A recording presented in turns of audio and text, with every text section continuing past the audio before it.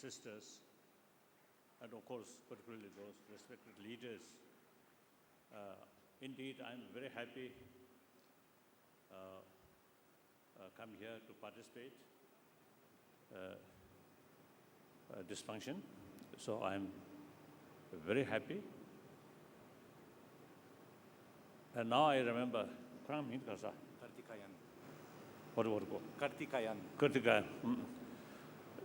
I know since many years.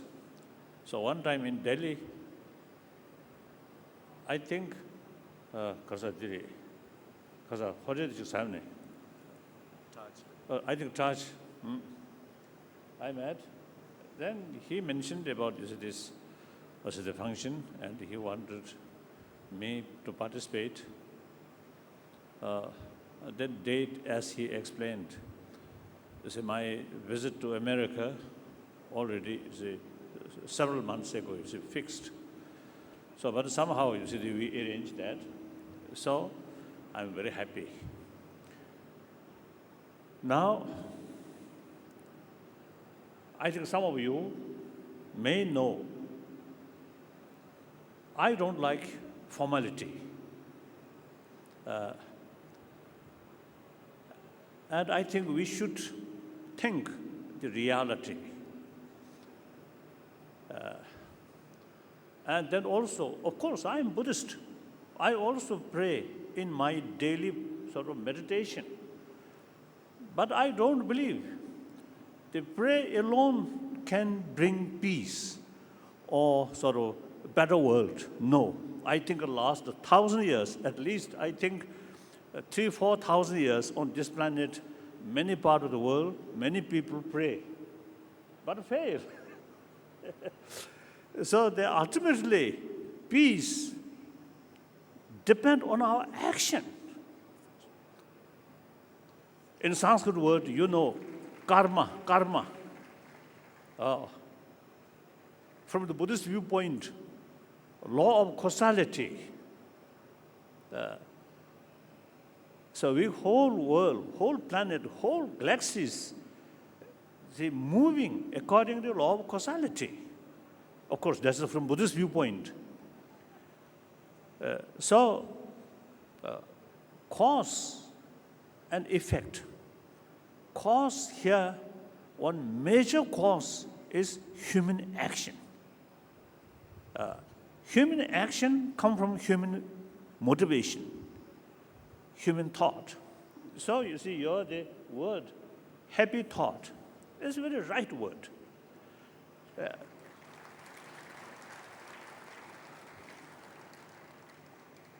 Happy thought not come easily, because the thought or mind, there's its own world. So many thoughts, so many emotions. All these emotions and thoughts, including wisdoms, including compassion, all these are part of our mind, part of thought. So all these, I think thousands of different minds, different views, different thoughts interconnected. So in order to develop happy thought, not through just prayer or even meditation, just meditation, usually you see people get the impression, meditation means close your eye and try to maintain some kind of thoughtlessness. That kind of meditation, just a mere samadhi, may not bring happy thought. During the meditation, maybe short while, some kind of peace or tranquility.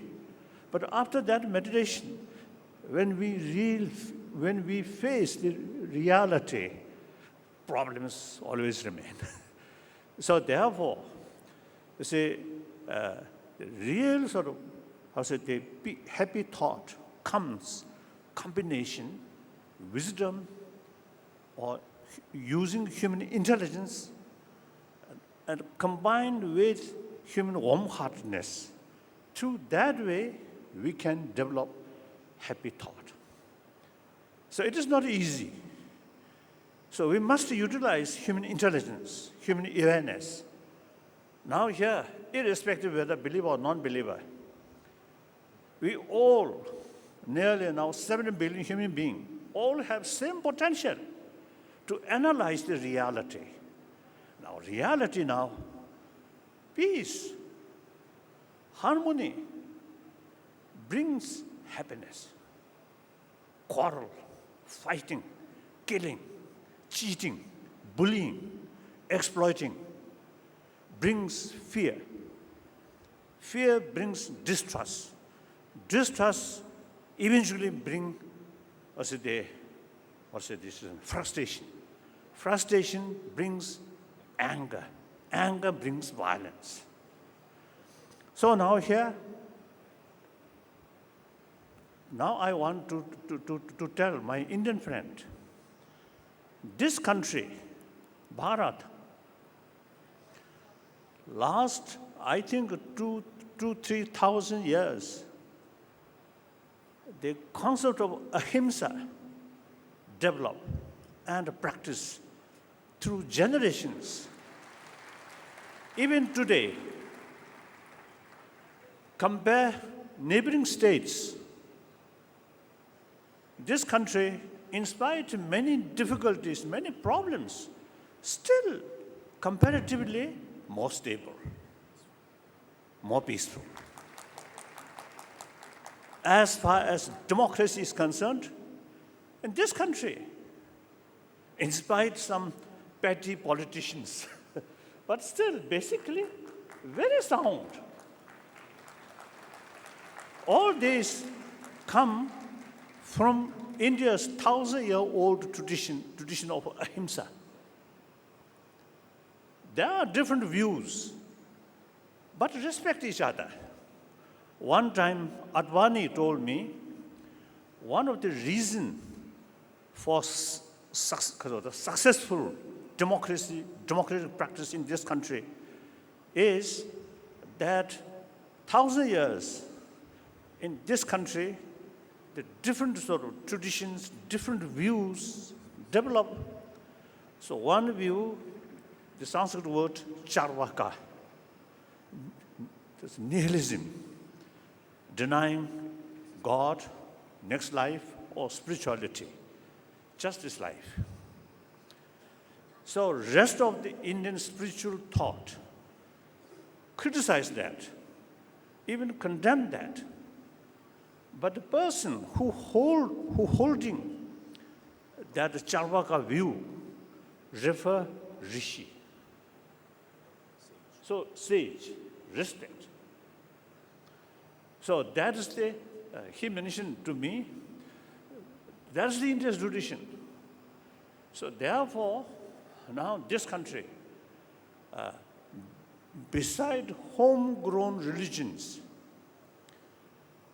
like different sort of Hinduism, like the Sankhya philosophy, and some other sort of ancient Hindu philosophy.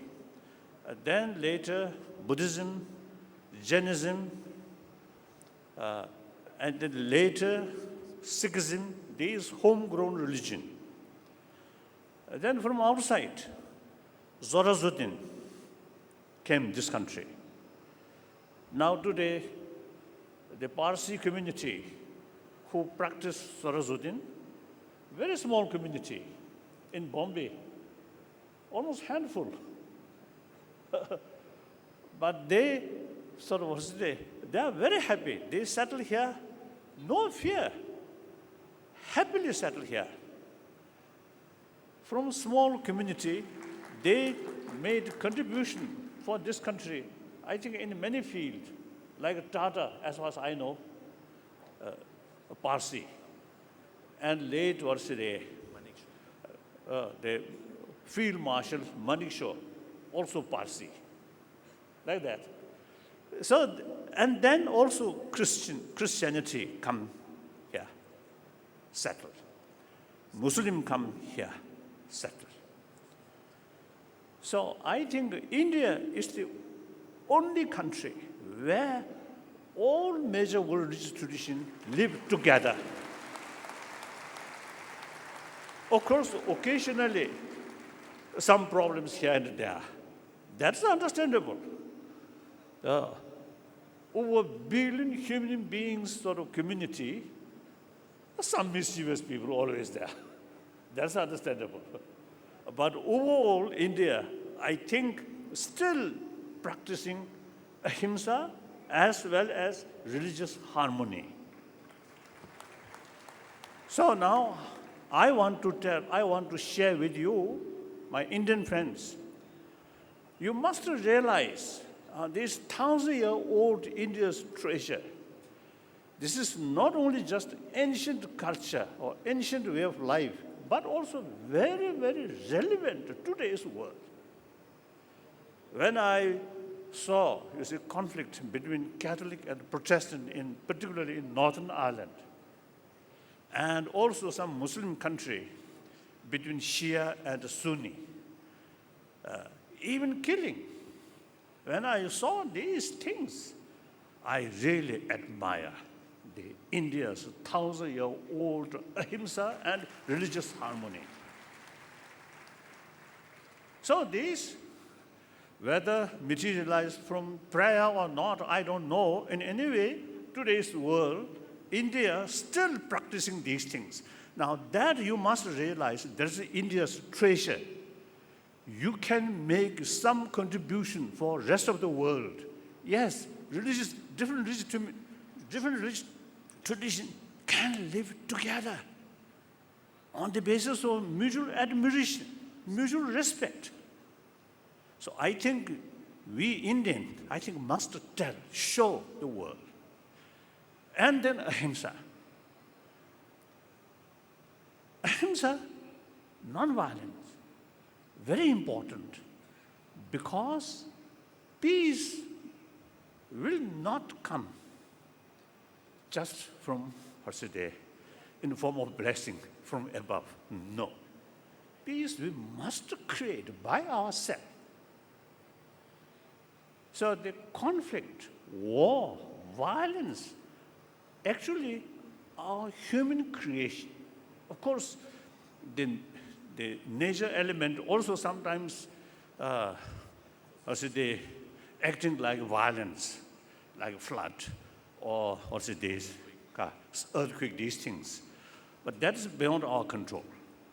But some kind of human act, some major portion of our problem, which we today facing, many of them our own creation. So logically, those problems which created essentially by human ourselves, we must have potential to reduce this problem, to eliminate this problem. Therefore, since the violence also kind of action, the non-violence also kind of action. So I often telling people, now 20th century, very important century, human history, but that century more or less becomes century of bloodshed. According to some historian, in 20th century, more than 200 millions of people killed through violence.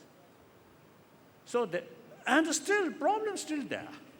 I think many problems which we are facing at the beginning of the 21st century, many problems, the traces of previous century sort of wrong also method, and also negligence about inner peace. 20th century, 19th century, I think people too much excited about science and technology, and we just sort of believe science and technology, material values bring peace. That failed. Now, peace comes from within. First, genuine peace must come through inner peace.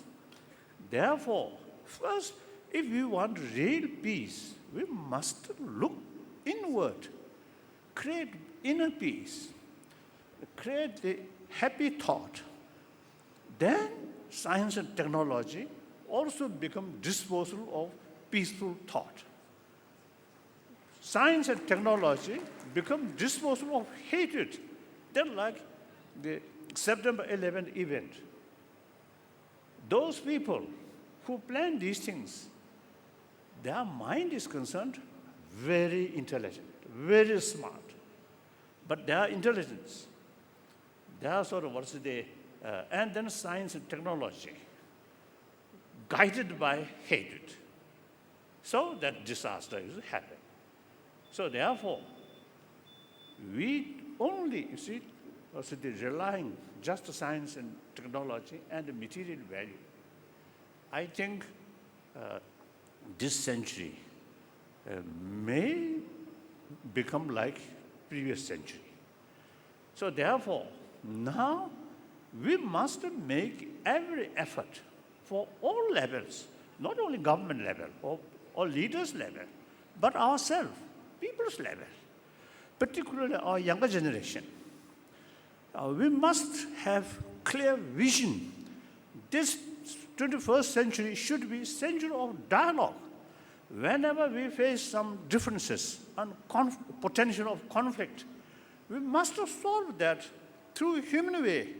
Talk, listen, their sort of, the reasons, their interest, and try to find some kind of compromise. That's the only way.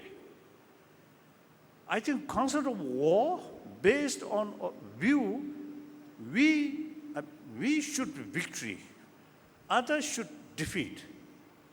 One side victory, one side defeat. That's the old fashion of thinking. Today's world, because of ecology, because of global economy, and now every nation, every continent heavily interdependent. According to that new reality, concept of war is outdated. Destruction of your neighbor who create little problems, little inconvenience, but actually part of yourself. So destruction of your neighbor is destruction of yourself. So we should consider entire world, entire humanity as a part of we. India need your neighboring states. Asia need Arab, Africa, America. America also need Asia, Arab. That's the reality. So therefore, now the strong sort of demarcation, we and they, and on that basis, you see the concept of violence and destruction of our enemy, that's outdated. Thinking these, analyze these reality, then you can develop certain conviction. Now, violence is no way to solve, only through talk, through dialogue. So this century, we should make every effort to bring this century of dialogue. In that respect, India's 1,000-year-old tradition of ahimsa, tradition of religious harmony, is very relevant. And meantime, I myself consider as a messenger of ancient Indian sort of thought. So wherever I go, I always talk these two things. Ahimsa, based on karuna, that's my number one sort of talk, number one sort of commitment. Number two, promotion of religious harmony. So these are India's, these thoughts not come from my sort of brain, but I learned from India's tradition. So while I really feel proud acting like a messenger of India, but at the same time, when I saw, is this some still backward thinking within the country, caste system, or some kind of little discrimination, I think these we must address very seriously. So now today, I think some of the the problems, you see, due to these backward thinking, that also sometimes involves some political problems. So therefore, we must address some problem which can describe part of our tradition, but actually outdated and backward thinking. These we must remove. Recently, I was in Rishikesh and with many Indian sort of spiritual leaders and some sadhus, I told them, I'm really proud to be like messenger of this country. But within the country, still some backward things there, backward thinking, backward habit. These we must change, we must address. So that I want to share with my Indian friend. So, India, as far as thought is concerned, last, I think, 3, 4, 5,000 years, I think most sophisticated philosophy, sophisticated thought is developed in this country. And sometimes I jokingly telling my Northern Indian friend, of course, I also live in Northern India, but sometimes I jokingly telling them, the South Indian brain is something very special. Look, you see, at least you see, in the past, sort of these masters who develop, you see, new sort of views, new thinking, most of them come from South India. So usually I teasing my Northern Indian friend, you see, as far as the brain is concerned, South Indian brain is more smart. I don't know.